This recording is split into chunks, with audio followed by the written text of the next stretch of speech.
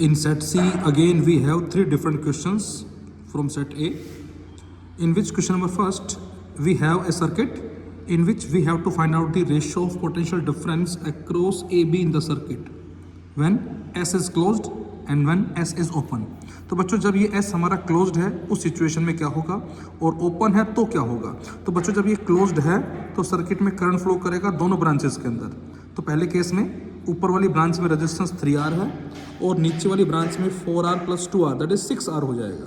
यहाँ से देख सकते हैं आप, इन दोनों का रेजिस्टेंस आ गया 6R. Now this 3R and 6R in parallel, तो इन दोनों का इफेक्टिव रेजिस्टेंस 2R आ जाएगा and this 2R and this 2R is in series. तो नेट रेजिस्टेंस 4R है.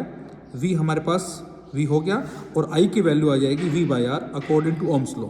तो now VAB will be equal to I into RAB.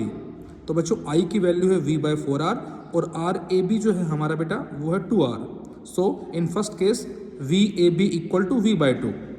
But in second case when S is open, तो बच्चों जब ये switch हमारा open हो जाएगा तो बेटा इस ब्रांच में कोई करंट फ्लो नहीं करेगा, तो हम इस ब्रांच को रिमूव कर सकते हैं. तो अब जस्ट हमारे पास 2R 4R 2R ये सर्किट में शामिल हो जाएंगे.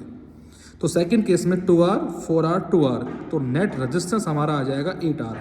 तो इस बार कितना करंट होगा बेटा V/R net and R net is 8R. तो इस बार करंट आ गया V/8R. So now VAB will be equal to I into RAB. तो इस बार करंट की वैल्यू V/8R है और RAB हमारा 2R है, तो पोटेंशियल डिफरेंस आएगा V/4. तो ये हमारा पोटेंशियल डिफरेंस है जब स्विच क्लोज्ड है और ये पोटेंशियल डिफरेंस है जब स्विच ओपन है. अब इन दोनों को डिवाइड करेंगे बच्चों तो हमारा आंसर आ जाएगा 2:1. Option is D.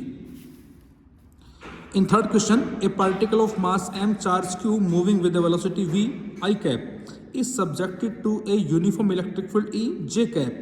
The particle will initially have a tendency to move in a circle of radius.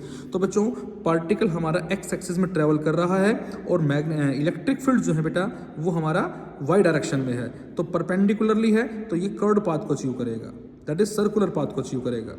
अब अगर सर्कुलर पाथ को अचीव करेगा तो इसको अचीव करवाने के लिए सेंट्रीपिटल फोर्स हमें चाहिए, दैट इज mv²/r. बट यहाँ पर इस सेंट्रीपिटल फोर्स का जो सोर्स होगा वो होगा electric force, that is QE. तो बच्चों यहाँ से R की वैल्यू कैलकुलेट कर लेंगे आप mv²/QE. Then answer is option C. And third different question, that is the wavelength of a photon is equal to wavelength associated with an electron, both will have same. तो बच्चों जो wavelength का formula है हमारा that is h/p. p is the momentum, mv which is equal to h/2me. This is the relationship between momentum and kinetic energy. तो बच्चों यहाँ से मोमेंटम आपको जो है सेम होगा. क्यों? क्योंकि वेवलेंथ दोनों की सेम दे रखी है. Option is D.